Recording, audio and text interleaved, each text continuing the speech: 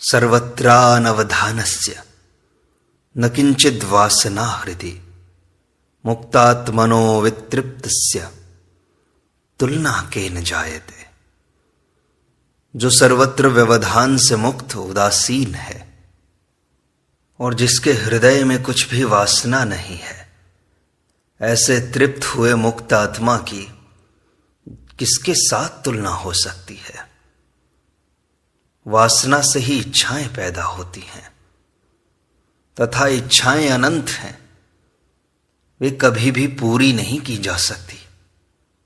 ऐसा वासना युक्त व्यक्ति सब कुछ पाकर भी अतृप्त ही रहता है। सिकंदर संसार विजय प्राप्त करके भी अतृप्त ही मरा। बड़े से बड़े पूंजीपति भी अतृप्त मरते हैं, किंतु जिसकी वासना नष्ट हो गई है वह जो कुछ है उसी में तृप्त है, न हो तो भी तृप्त है। बुद्ध राजकुमार होकर भी तृप्त नहीं थे, किंतु ज्ञान प्राप्ति पर वासना रहित होकर तृप्त हो गए। जिसमें वासना है वह हमेशा व्यवधानों में ही उलझा रहता है, उसको समाधान मिलता ही नहीं। जबकि ज्ञानी वासना मुक्त होने से व्यवधान मुक्त हो जाता है। जीवन के भटकाव, उलझन, संघर्ष, दौड़ धूप सबका समाधान मिल जाता है। वह शांत हो जाता है, पूर्ण तृप्त हो जाता है। सभी ग्रंथियां खुल जाती हैं, निर्ग्रंथ हो जाता है। ऐसे ज्ञानी की तुलना किसी से नहीं की जा सकती। वह पूर्ण हो जाता है। क्षुद्र को पकड़ने वाला उसी से बंध जाता है। वह कभी पूर्ण नहीं हो सकता। अष्टावक्र आगे कहते हैं, जानन नपि न जानाति, पश्यन नपि न पश्यति, ब्रुवन नपि न च ब्रूते, कोन्यो निर्वासनाधृते। वासना रहित पुरुष के अतिरिक्त दूसरा कौन है जो जानता हुआ भी नहीं जानता है, देखता हुआ भी नहीं देखता है, बोलता हुआ भी नहीं बोलता है। ज्ञानी तथा अज्ञानी के जानने, देखने तथा बोलने में बड़ा अंतर होता है। अज्ञानी अहंकार तथा वासना से ग्रस्त होता है। वह अपने ही स्वार्थ के कारण अंधा हो जाता है, जिससे उसके जानने, देखने तथा बोलने में संकीर्णता होती है, उदारता नहीं होती। वह अहंकारवश जिसे नहीं जानता है उसके भी जानने का दावा करता है। जिसे वह नहीं देखता उसके भी देखने का दम भरता है। आत्मा और परमात्मा को उसने न जाना है न देखा है, किंतु इनकी सत्यता की रोज दुहाई देता है कि आत्मा है, परमात्मा है, पुनर्जन्म है, स्वर्ग नरक है। तुम परमात्मा को नहीं मानते, तुम नास्तिक हो, अज्ञानी हो, नरक में जाओगे, इत्यादि बातें निरंतर कहता रहता है। जबकि ज्ञानी सब कुछ जान लेता है, फिर भी कहता है कि मैं कुछ नहीं देखता। वह बोलता भी है तो भी उसमें दुराग्रह नहीं होता, क्योंकि वह वासना एवं अहंकार रहित है। ऐसे ज्ञानी की तुलना किसी से नहीं की जा सकती। अष्टावक्र आगे कहते हैं, भिक्षुर्वा भूपतिर्वापि यो निष्कामः सशोभते, भावेषु गलिता यस्य शोभना शोभना मति। जिसकी सब भावों में शोभन अशोभन बुद्धि गलित हो गई है और जो निष्काम है वही शोभायमान है, चाहे वह भिखारी हो या भूपति। जीवन एक त्रिवेणी है जिसमें गंगा और यमुना तो प्रकट हैं, किंतु तीसरी सरस्वती गुप्त है। जीवन में भी शरीर और मन तो प्रकट हैं, किंतु चेतना गुप्त है। अज्ञानी शरीर और मन को ही जानता है, किंतु ज्ञानी चेतना को भी जानता है। जो मन के तल पर ही जीते हैं। उन्होंने सृष्टि को 2 भागों में विभाजित कर दिया है। इस विभाजन के कारण ही सृष्टि में भेद दिखाई देता है, किंतु ज्ञानी उस गुप्त शक्ति चेतना को भी जान लेता है जिससे समस्त भेद समाप्त हो जाते हैं तथा एकत्व का अनुभव हो जाता है। इसी को सत्य तथा ज्ञान कहा गया है। भेद मात्र ज्ञान के कारण है। स्वर्ग, नरक और मोक्ष, संसार, परमात्मा और ब्रह्म, सुख दुख और आनंद, राग विराग और वीतराग, दुर्जन सज्जन और जीवन मुक्त, साधु असाधु और संत इत्यादि में प्रथम 2 शब्द मन की ही व्याख्या है। मन वासना युक्त है, विलासी है, स्वार्थी है। वह हमेशा भेद ढूंढता है, अच्छे बुरे में भेद करता है। लाभ हानि, जय पराजय, श्रेष्ठ निकृष्ट, शोभन अशोभन, राजा रंक, त्याग और ग्रहण, हिंसा और अहिंसा इत्यादि में भेद करता है। अपनी वासना एवं स्वार्थों के जो अनुकूल होता है उसे अच्छा तथा प्रतिकूल होने पर वह बुरा कह देता है। किंतु ज्ञानी मन के पार हो जाता है, उसका अस्तित्व से मिलन हो जाता है। अस्तित्व में कोई भेद नहीं रहता, इसलिए ज्ञानी ही समत्व बुद्धि वाला होता है। यह तीसरा शब्द समत्व बुद्धि का ही उदाहरण है, जो भारत की सर्वोपरि खोज है। जो धर्म द्वंद्वों से पार नहीं जा सके वे मानसिक धरातल पर ही हैं। अस्तित्वगत ज्ञान का उन्हें कुछ पता नहीं, ऐसे धर्माचरण को ही अधिक महत्व देते हैं। ज्ञानी उपलब्धि को महत्वपूर्ण मानता है, इसलिए अष्टावक्र कहते हैं कि जिसकी सब भावों में शोभन अशोभन बुद्धि गलित हो गई है और जो निष्काम है, जिसकी कोई वासना नहीं, अहंकार नहीं, फलाकांक्षा नहीं, ऐसा ज्ञानी चाहे भिखारी हो अथवा भूपति, सर्वत्र शोभायमान होता है। व्यक्ति की श्रेष्ठता धन, पद, मान, सम्मान आदि से नहीं आकी जाती, उसके निजी गुणों से आकी जाती है। वासना एवं अहंकार रहित ज्ञानी ही श्रेष्ठ है, क्योंकि वह क्षुद्र को छोड़कर महान को उपलब्ध हो गया है। अष्टावक्र आगे कहते हैं, क्व स्वाच्छंद्यम, क्व संकोचः, क्व वा तत्त्वं विनिश्चयः, निर्व्याजार्जव भूतस्य चरितार्थस्य योगिनः। निष्कपट, सरल और यथार्थ चरित्र वाले योगी को कहाँ स्वच्छंदता है, कहाँ संकोच है और कहाँ उसे तत्व का निश्चय है। जो योगी ज्ञान को उपलब्ध हो गया है, जिसने सृष्टि के मूल तत्व आत्मा को जान लिया है, वह निष्कपट, सरल तथा यथार्थ चरित्र वाला हो जाता है। उसके लिए स्वच्छंदता, संकोच तथा तत्व का निश्चय जैसी कोई धारणा नहीं होती। वह स्वयं इन सबसे पार अस्तित्व के साथ ही जीता है। अस्तित्व ही उसका अनुशासन, नियम, संयम होता है। वह मानस तल की स्वच्छंदता, संकोच आदि के पार हो जाता है। यही उसका विवेक है। अष्टावक्र आगे कहते हैं, आत्म विश्रांति तृप्तेन निराशेन गतार्तिना अंतर्यदनुभूयते तत्कथम कस्य कथ्यते। आत्मा में विश्राम कर तृप्त हुए, आशा रहित और शोक रहित ज्ञानी के अंतस में जो अनुभव होता है, उसे कैसे और किसको कहा जाए। आत्मज्ञान के बाद व्यक्ति तृप्त हो जाता है, इच्छा रहित तथा शोक रहित हो जाता है। इस स्थिति में जो विश्राम करके स्थित है, जो इसमें ठहर गया है, उसे विचित्र ही अनुभव होते हैं, जो सांसारिक अनुभवों से सर्वदा भिन्न होते हैं, जिनको कहा नहीं जा सकता, क्योंकि सुनने वाला उस स्थिति में नहीं पहुंचा, उसे ये अनुभव नहीं हुए हैं। इसलिए उसे समझना मुश्किल है। ऐसे अनुभव प्रमाणों, तर्कों आदि से भी सिद्ध नहीं किए जा सकते।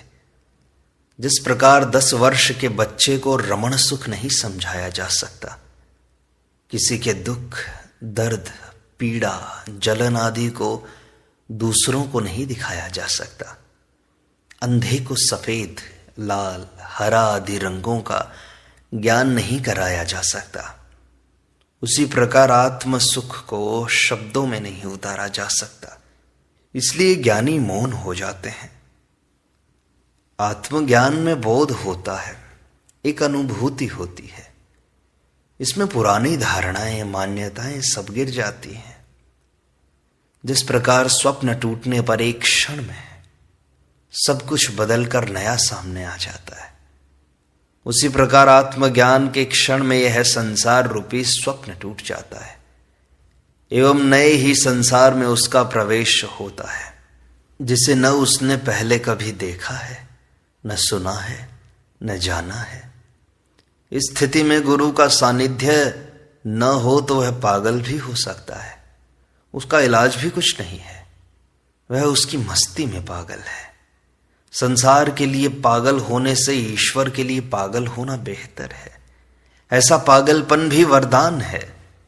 आत्मा का बोध चित्त की निर्विकार एवं शून्य अवस्था में ही होता है। इसी का नाम ध्यान और समाधि है। मन जब शून्य होता है तभी आत्मा अपने पूर्ण प्रकाश में प्रकट होती है। ध्यान में विषय नहीं होता, विषय होने पर ध्यान नहीं है। चिंतन मनन भी ध्यान नहीं है। ध्यान किया भी नहीं जाता, करने से ध्यान होता भी नहीं है। अक्रिया ही ध्यान है।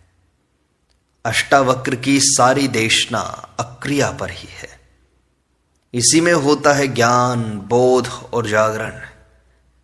इस अनुभूति के बाद व्यक्ति स्वयं को आत्मवत अनुभव करता है। वह ब्रह्म को जान लेता है, इसलिए ब्राह्मण हो जाता है। ब्राह्मण एक उपलब्धि है, उसमें नम्रता आ जाती है, अहंकार वासना लुप्त हो जाती है, श्रेष्ठ हो जाता है। पुराने की मृत्यु हो जाती है, उसका नया जन्म होता है, इसलिए उसे द्विज कहते हैं। शरीर का जन्म मां ने दिया तथा आत्मा का जन्म गुरु देता है। वह शूद्र को ब्राह्मण बना देता है, मनुष्य को परमात्मा बना देता है। इसलिए गुरु का महत्व ईश्वर से भी ऊंचा है। ईश्वर ही गुरु रूप में प्रकट होता है, यही गुरु का महत्व है। इस ज्ञान प्राप्ति की पाठशाला है सन्यास, तथा अंतिम फल है आत्मानुभूति। यहां पहुंचकर व्यक्ति मुक्त हो जाता है। यही जीव की अंतिम परिणति है, परमानंद की स्थिति है। अष्टावक्र कहते हैं, सुप्तोपि न सुषुप्तौ च, स्वप्नेपि शयितो न च, जागरेपि न जागर्ति, धीरस्तृप्तः पदे पदे।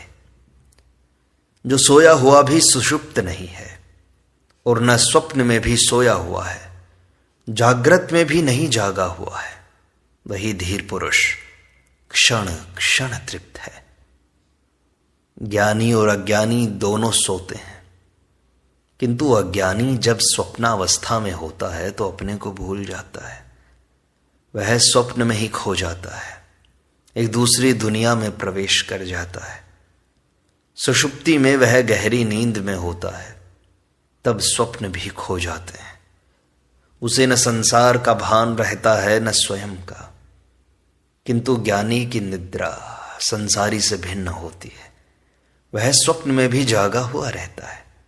साक्षी भाव का प्रयोग करने पर यह संभव है। स्वप्न में भी उसे भान रहता है कि वह सोया हुआ है तथा स्वप्न देख रहा है।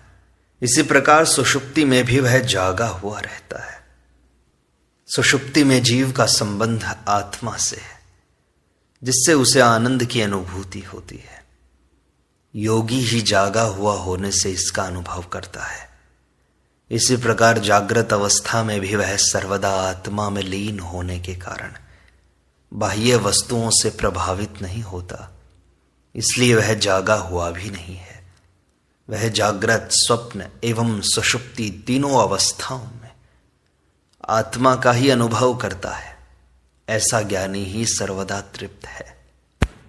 अष्टावक्र कहते हैं, ज्ञः सचिंतोऽपि निश्चिंता सेन्द्रियोऽपि निरिन्द्रियः सबुद्धिरपि निर्बुद्धिः साहंकारो अहंकृति।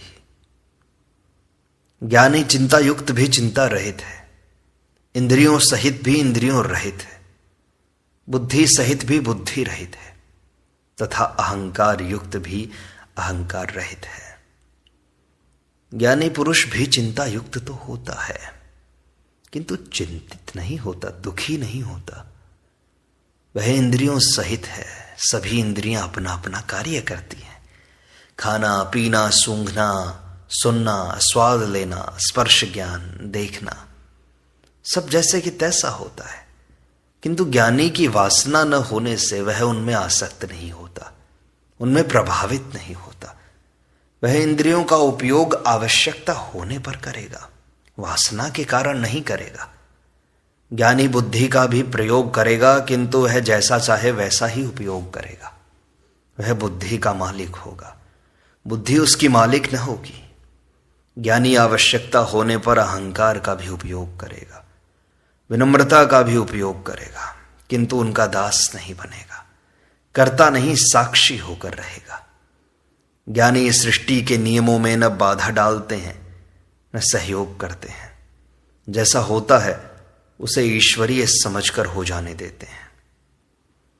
अष्टावक्र आगे कहते हैं, न सुखी न च वा दुखी न विरक्तो न संगवान न मुमुक्षुर न वा मुक्तो न किंचन च किंचन। ज्ञानी न सुखी है न दुखी, न विरक्त है न संग युक्त, न मुमुक्षु है न मुक्त, न किंचन है न किंचन। ज्ञानी की स्थिति द्वंद्वों से पार की होती है। वह समत्व बुद्धि वाला होता है, सदा एक रस रहता है, कोई विकार नहीं आता उसमें, सर्वदा उसकी शांति बनी रहती है। घड़ी के पेंडुलम की भांति एक अति से दूसरी अति को नहीं छूता। बुद्ध ने भी यही कहा कि वीणा के तार न अधिक ढीले हों न अधिक कसे हों, तभी तो संगीत निकलता है। अज्ञानी ही इन अतियों में भटकते हैं। ज्ञान अति में नहीं, समत्व में है, एक रस्ता में है। अहंकारी अतियों में आनंद लेता है। ज्ञानी उस नट की भांति है जो अतियों के बीच संतुलन रखता हुआ एक ही रस्सी पर ध्यान टिकाए हुए चलता है। इसलिए कहा है कि धर्म कृपाण की धार पर चलने के समान है। थोड़ा सा भी झुकाव एक और हुआ कि सारी साधना व्यर्थ हो जाती है। उपनिषदों में भी कहा है, क्षुरस्य धारा निशिता दुरत्यया दुर्गम पथस्तत् कवयो वदंती। क्षुरे की धार है यह पथ, थोड़ा सा भी ध्यान हटा तो कटने का भय है।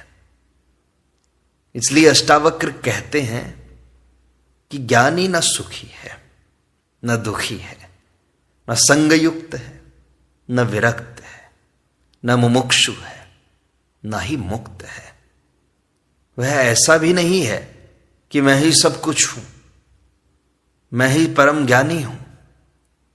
ऐसा नहीं मानता वह कि मैं नगण्य हूं, उपेक्षित हूं, मैं परम ज्ञानी हूं, श्रेष्ठ हूं, अन्यों से ऊंचा हूं। वह सदा समस्थिति में रहता है, जो है उसी में संतुष्ट है। अष्टावक्र आगे कहते हैं, विक्षेपेपि न विक्षिप्तः समाधौ न समाधिमान जाड्येपि न जड़ो धन्यः पांडित्येपि न पंडितः।